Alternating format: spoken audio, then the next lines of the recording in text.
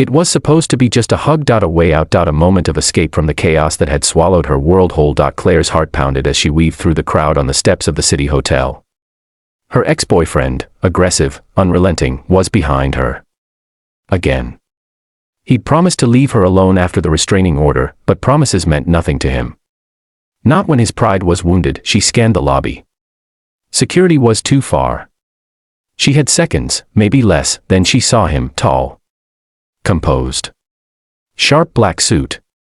He stood like a statue of control amidst the swirling chaos of reporters and guests. Without a thought, Claire rushed forward. Her breath hitched as she threw her arms around him and whispered into his chest, "Please, just hold me. Pretend we know each other." The men didn't move, at first. Then, without a word, he gently placed one arm around her waist and the other protectively on her back. To everyone watching, it looked like a reunion. A romantic embrace between two lovers, but inside, Claire was shaking. Her ex stopped. Watched. Then scoffed and turned around, disappearing into the street. She exhaled, her hands loosening from the stranger's suit. "I'm sorry," she muttered, pulling back. "I just needed to get away." He looked at her for a long moment, then spoke, his voice calm, low. "Next time, pick someone less famous." Claire blinked. Famous. The man extended his hand. Jackson Reed. Her eyes widened. Jackson Reed, the youngest billionaire in the state, founder of a tech empire, constantly in tabloids but known for avoiding crowds. She just hugged at Jackson. Claire's cheeks turned red. "I'm so sorry, really, I didn't know. I wasn't thinking." "Clearly," he said, but not unkindly. She turned to walk away, but he stopped her. "You're safe now." But whoever he was, he looked dangerous. Claire hesitated, surprised by the concern in his voice. "I can call security if you want," he added. She shook her head. "Thank you. I just needed one good man in that moment. Just one." Something in those words stayed with Jackson. He watched as she walked away, messy hair, no makeup, clothes soaked by the rain, but dignity intact. 2 days passed. Claire thought it was over. A strange story she'd carry quietly, until a knock echoed through the flower shop where she worked. There he was. Jackson Reed.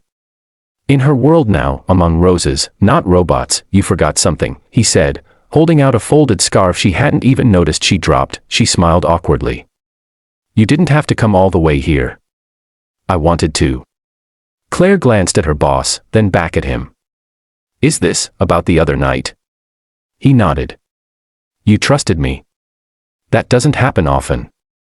Claire gave a small laugh. "You didn't really give me a choice. But you made one. That matters." They talked for a while. About nothing. About everything. Rain. Coffee. Books. She found herself laughing, something she hadn't done in a while. He didn't ask for her number. He just said, "I'll see you again," and left, and he did. Again and again, Jackson started showing up once a week. Then twice. Buying flowers for board meetings, then for no reason at all. The city buzzed when tabloids caught a photo of them walking together near a bookstore. Headlines screamed, "Who's the girl that made Jackson Reed smile?" Claire panicked. She didn't want attention. She wanted peace. "I can't do this," she told him one day. "You have your world. I'm just trying to heal in mine." But Jackson didn't flinch. "I don't want someone from my world. I want someone real." He said it like a fact. Like she'd been the truth he'd been missing all along. Still, it wasn't easy. Her ex resurfaced after seeing the news. He cornered her one night behind the shop, eyes wild with jealousy. "You think some billionaire can save you? You'll always be nothing." But this time, Claire wasn't alone. Jackson's private security, always discreetly nearby, stepped in. Her ex was arrested for violating his restraining order. Jackson didn't say, "I told you so." He just held her hand while she cried. "I didn't hug you that night because I knew who you were," she whispered. "I hugged you because I needed someone who wouldn't hurt me." "I know," he replied. "And I've been trying to be that man ever since." Months passed. Claire's life transformed, but not in the way she expected. She didn't move into a mansion. She didn't become a tabloid trophy. Instead, Jackson invested in her dream, her own flower boutique. A place called First Bloom, named after the moment her new life began. She still watered the plants. Still arranged the roses herself, but now, she did it smiling, with peace. One evening, long after the shop closed, Jackson stood behind her at the counter. "You know," he said softly, "that night when you hugged me.